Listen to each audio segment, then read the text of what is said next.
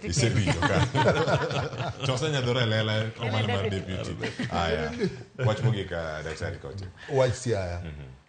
Gima chendo garita kwe kata gi gik mang'eny mwatimo thurwa ka. Jolingalinga gik monego chan kako kenego keta rita kwe gik matimore matindo tindo ing'iyo kadha gimoro notimre kata oneg ng'ato to make to katieko ndalo matin oduogo gimotimre onge moko be nyokwal olaw ji omagi gimatimore onge ng'ato bende otur ode olawe gimatimre onge. Mane mamiyo ji mokwongo igi wang' gi jo arita kwe magin polis. Koro ka gibiro sani to ji wang' kod gin nikech onge gimatimore.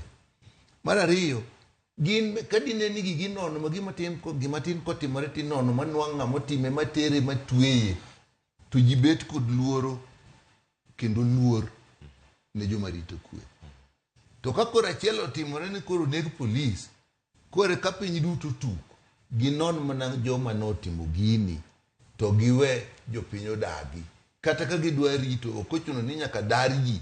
Kudaro ji turi tango ni udaro ji chirni kore urito udi gibeda kuro giket kwe gine kaka kinyalo biro jotim jigi kama ne gino timre gidhi ginon to maduong' gibed ga ni pile gimoro matin mowuok titime gimoro to ji ng'eyo nyithindo dongo kong'eyo ni kitimo gima kama to gimoro biro timi to gibet gi luor kod luoro. Erokamano ya Daktari James Nyikal, Tabitha Ogutu kachal koda ka wakili Willis Otieno. Erokamano ahinya. Wacho kani joluo kik waninde class nyaka wabed mbele wach mar ODM succession politics ni. Nono wabiro yudo kama mwana si wetu.